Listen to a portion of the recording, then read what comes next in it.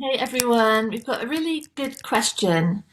It's about control. I'll read it out. It's entitled "Dream World is Painful." Yeah. Hi Claire, can you please help me out? The idea of the I is not real, like Alan Watts said in the quote you discussed on the Saturday Quote podcast, but the experience of it seems real. I can see that we are the life force or consciousness, but on the other hand, my experience from nanosecond to nanosecond differs. I sometimes really get lost in the stories. The I, made of thoughts entangled in each other, yeah, very cool. Nice expression, spins, full of blame, self-pity, anger and fear. Then my body gets contracted, yeah, my heart area hurts. I want to have control to stop it, but that keeps the whole structure in place. When the I gives it up, I notice the story collapse and I'm free. But there is still a need for control. How can I loosen this? Or is that the need to loosen it the problem? What to do?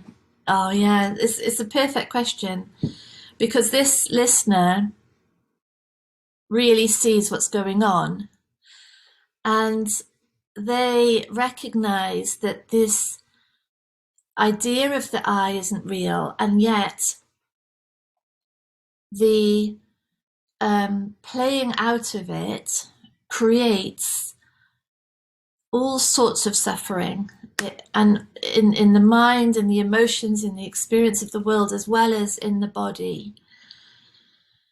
And we have glimpses that experience of ourselves as separate isn't isn't a truth. It's a real experience, but it's driven by a series of an entanglement, great expression, entanglement of beliefs and thoughts that are not based on any reality.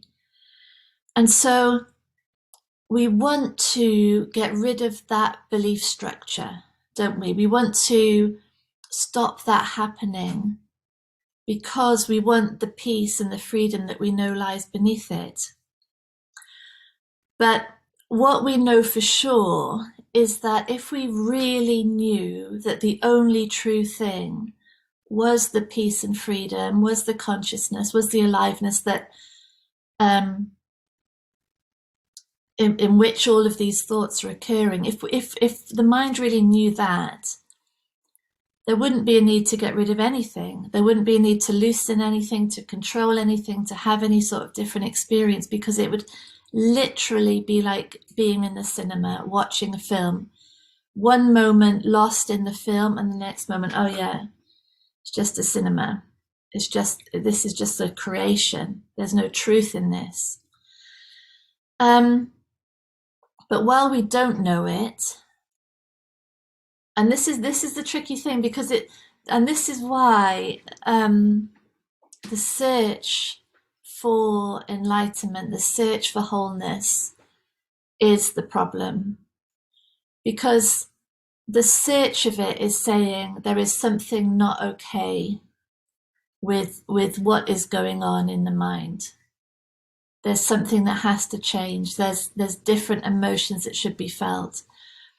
And there's a truth in that, because we know deep down that this isn't what we are, that our design isn't to be in constant fight or flight mode, to be constantly self-blaming ourselves, constantly fighting the mental creations of the mind. So there's a truth in it. There's a truth in all seeking. There's a reason for the seeking, is because the whole thing is incongruous with what is true. But yet it's the seeking, because it's the seeking that is coming from the mind saying, this has to change, that is ultimately hiding the peace and freedom that we are. Do you see that? It's quite convoluted, but really, let's just leave it sort of simply. When the mind knows, when the mind settles into what's true, then there is no experience that has to be got rid of, has to be controlled. There is no emotion that isn't okay. There's no thought that isn't okay because it's known for what it is. And the desire, the desire to get back to what we are, to experience the truth of what we are through control of the mind, through control of experience or emotion, that's the thing hiding the truth of what we are. That's the thing that is maintaining this whole vicious circle. So it's not the desire to return home that is causing the issue, because that desire makes total sense. It's the belief that the way home is through control of experience, control of mind, through resistance to reality, through separation. That's the confusion. So let's stay with the idea, the desire to realize the truth of what we are, and let's recognize that that comes not through control of the mind, control of experience, but through realization of what the mind is, through awareness, through openness to whatever arises, through presence. That's where it's realized. Yeah. But thank you. Brilliant question. I love the way you worded it. Thank you. Bye.